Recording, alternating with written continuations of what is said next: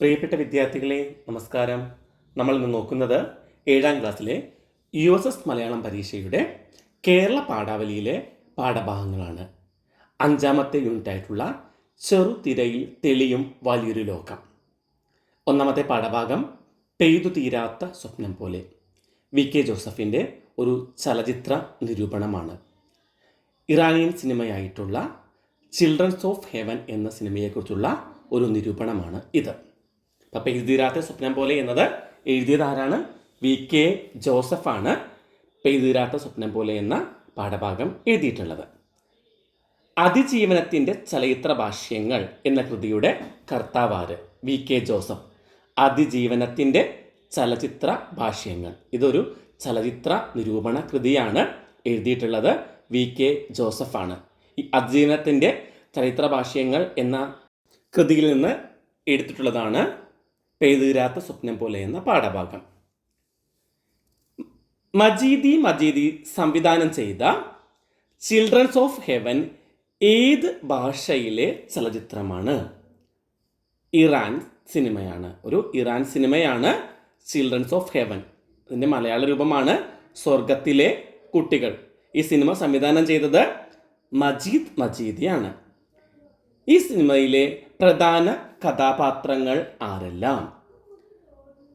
Ali, Sara എന്നീ 2 കുട്ടികളാണ് ഈ സിനിമയിലെ പ്രധാന കഥാപാത്രങ്ങൾ. ആരെല്ലാമാണ്? അലിയും സാറയുമാണ് ഈ സിനിമയിലെ പ്രധാന കഥാപാത്രങ്ങൾ. അലി ഒരു 9 വയസ്സുള്ള കുട്ടിയാണ്. അലി. ചിൽഡ്രൻസ് ഓഫ് ഹെവൻ എന്ന സിനിമ സംവിധാനം ചെയ്തത് മജീദ് മജീദിയാണ്. അലിയും സാറയും കേന്ദ്ര കഥാപാത്രങ്ങളായി വരുന്ന മജീദ് മജീദിയുടെ സിനിമയുടെ പേരെന്ത്? സ്വർഗത്തിലെ കുട്ടികൾ അല്ലെങ്കിൽ ചിൽഡ്രൻസ് ഓഫ് ഹെവൻ. മലയാള സിനിമയുടെ പിതാവ് എന്ന് അറിയപ്പെടുന്നത് ആര്? JC Daniel. മലയാള സിനിമയുടെ പിതാവാണ് JC ഡാനിയൽ. സിനിമയുടെ സാഹിത്യ രൂപത്തിന് പറയുന്ന പേരെന്താണ്? തിരക്കഥ. സിനിമയുടെ സാഹിത്യത്തിന് പറയുന്ന പേരാണ് തിരക്കഥ. മജീദ് മജീദി ഏത് മേഖലയിലാണ് പ്രശസ്തനായത്? സിനിമാ സംവിധായകൻ. മജീദ് മജീദി ഒരു ഇറാനിയൻ സിനിമാ സംവിധായകനാണ്.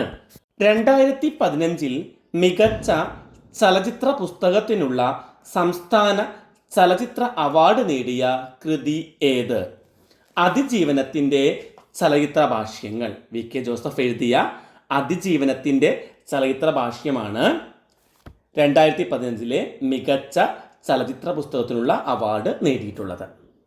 മലയാളത്തിലെ ആദ്യത്തെ കുട്ടികളുടെ സിനിമ എന്ന് പറയാവുന്ന സിനിമ ഏതാണ്? News paper boy. കാർട്ടൂൺ സിനിമയുടെ പിതാവ് എന്ന് വിശേഷിപ്പിക്കപ്പെടുന്നത് ആരെയാണ്?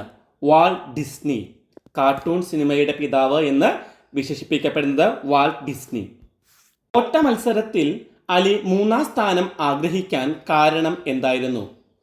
3ാം സ്ഥാനത്തിൽ ലഭിക്കുന്ന സമ്മാനം ഒരു ജോഡി ഷൂസ് ആയതുകൊണ്ടാണ്.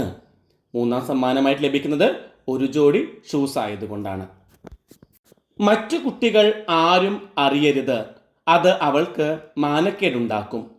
ആരാണ് ഇങ്ങനെ പറഞ്ഞത്? അലി തൻ്റെ സഹോദരിയായ സാറയോടാണ് ഇങ്ങനെ പറഞ്ഞത്. മറ്റു കുട്ടികൾ ആരും അറിയരുത്, അത് അവൾക്ക് മാനക്കേടുണ്ടാക്കും. ഇങ്ങനെ പറഞ്ഞത് സാറയോട് തൻ്റെ സഹോദരനായിട്ടുള്ള അലിയാണ്.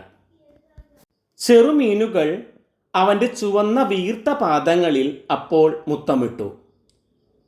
ആരുടെ പാദങ്ങളിലാണ് മീനുകൾ മുത്തമിട്ടത്? അലിയുടെ പാദങ്ങളിലാണ്. സാറയുടെ കാലിൽ നിന്ന് ഊരിപ്പോകുന്ന ഷൂസ് ആരാണ് എടുത്തു കൊടുത്തത്? ഒരു വൃദ്ധനാണ് അവൾക്കത് എടുത്തു കൊടുത്തത്. മുത്തശ്ശിക്കഥയിലൂടെ എന്ന പാഠഭാഗം ഏത് സിനിമയിലേതാണ്? കുമ്മാട്ടി. കുമ്മാട്ടി എന്ന സിനിമ സംവിധാനം ചെയ്തത് ആര്? G അരവിന്ദൻ.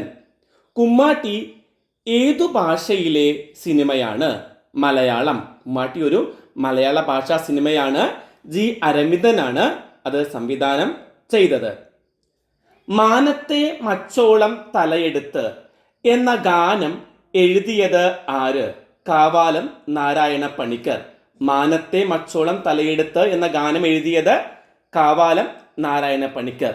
ഇത് ഏത് സിനിമയിലെ ഗാനമാണ്? കുമ്മാട്ടി എന്ന സിനിമയിലെ ഗാനമാണ്. സൂചനകളിൽ നിന്ന് എഴുത്തുകാരനെ തിരിച്ചറിയുക.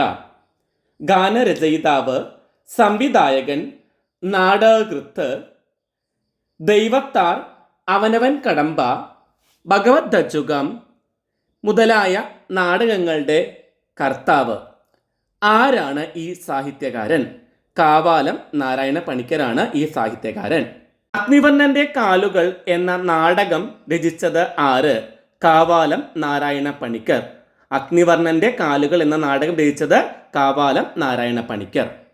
പൂതപ്പാട്ട് എന്ന കവിത എഴുതിയത് ആര്? ഇടശ്ശേരി. കുമ്മാട്ടിക്കളിയിലെ പ്രധാന വാദ്യം ഏതാണ്? ചെണ്ട.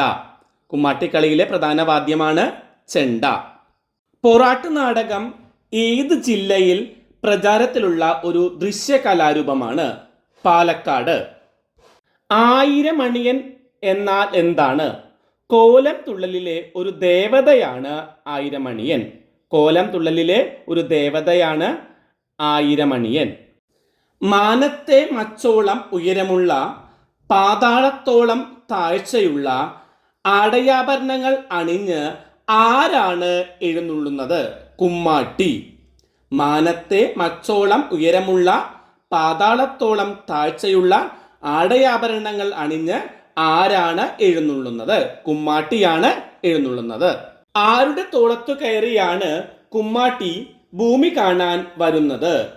പൂവിടാം കുന്നിന്റെ തോളത്ത് കയറിയാണ്. പൂവിടാം കുന്നിന്റെ തോളത്ത് കയറിയാണ് കുമ്മാട്ടി ഭൂമിയിലേക്ക് വരുന്നത്.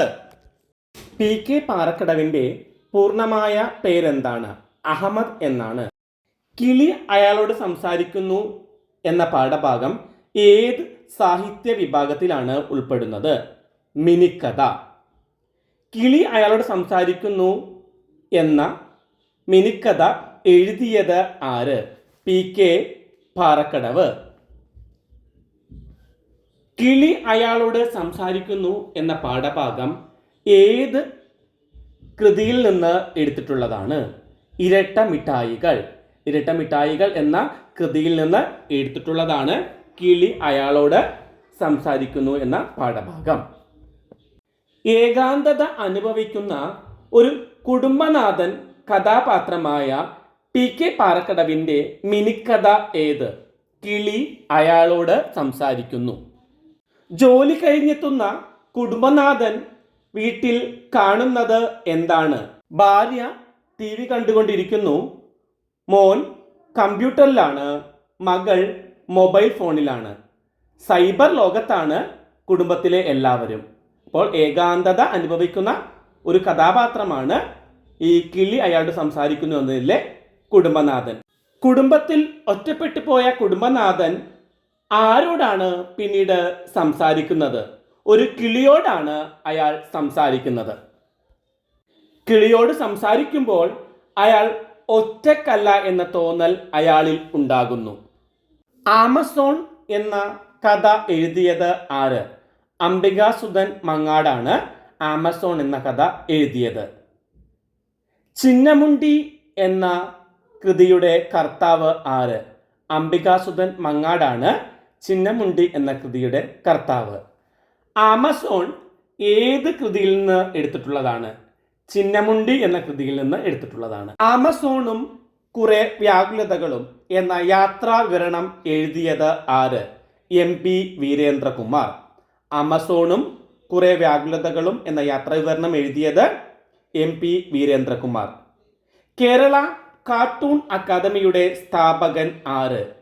സുകുമാർ. കേരള കാർട്ടൂൺ അക്കാദമിയുടെ സ്ഥാപകനാണ് സുകുമാർ. ശ്രേഷ്ഠ ഭാഷാ ദിനം എന്നാണ്.